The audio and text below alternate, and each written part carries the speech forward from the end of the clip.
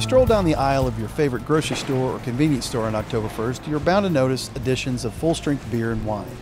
If you're at a liquor store, you'll walk past the large refrigeration units installed months ago in anticipation of this day. Well, I think there were several reasons why I wanted to see this change.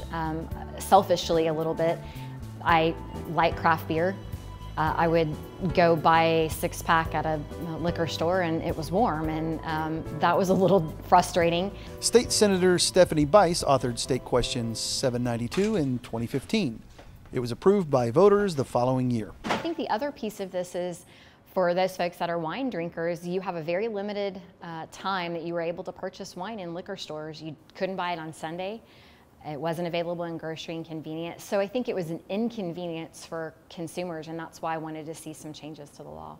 Bice was elected to the Oklahoma State Senate in 2014 with aspirations of changing the state's liquor laws. This is a real game changer for our state. As Kylie mentioned, we haven't had significant reforms in over 57 years. This wasn't the first time alcohol reform had been attempted, but it is the first to successfully lead to dramatic changes. I think people were a little hesitant to take that on. It's not a small task, and it takes a lot of, I think, manpower and effort to make that happen, and a lot of consensus. You have to have somebody that's willing to negotiate and compromise and give and take to get us there, and that's why it took a while, but I'm excited for October 1. Yeah. 1407 is what I owe you. State Question 792 not only changed where consumers purchase beer and alcohol in Oklahoma, but also how those beverages go from the manufacturer to a store shelf. In the system that we're in and the company that we developed, Premium Brands Wine and Spirits, it was a four-tier system. So we sell to basically one of three different trucking companies.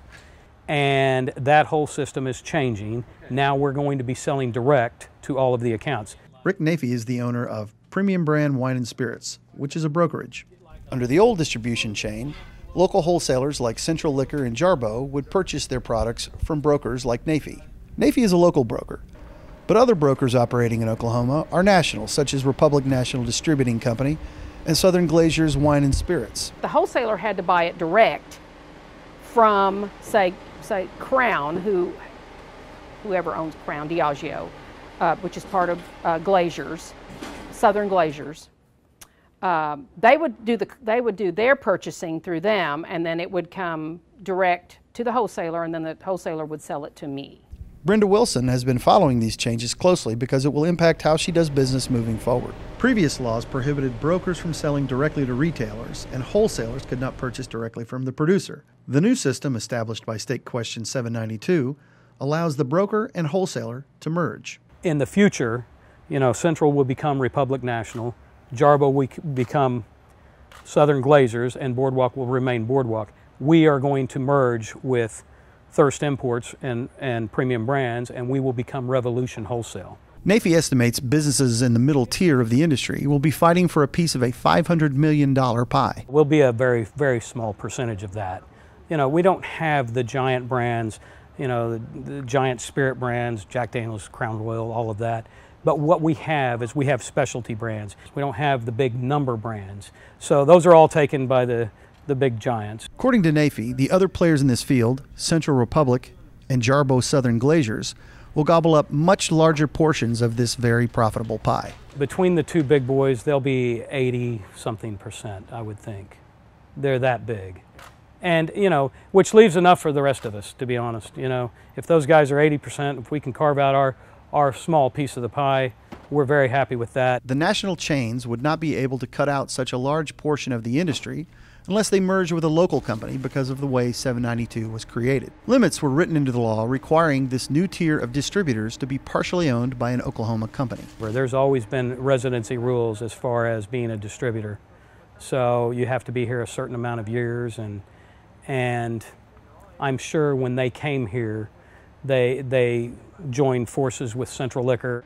They needed a house. They needed somebody that already had the huge building, the trucking, the employees. It just made it easier on them because they don't want to be partners with anybody. They just want to be them. But that was the way to get in the game. That was the way they could get the law changed to where they could actually get in the game. Why did the law stipulate the Oklahoma ownership? Who lobbied to include the residency portion of the measure? Senator Bice says she doesn't remember who was lobbying for that portion of the bill, but she knew of some early discussions between the national brokers and local wholesalers. I was aware of the discussions, but I don't think there was a deal cut at the time. I think it's still in conversation. One part alcohol convenience mixed with multiple parts expanding markets for national corporations makes a strong political cocktail capable of thrusting the state in a new age.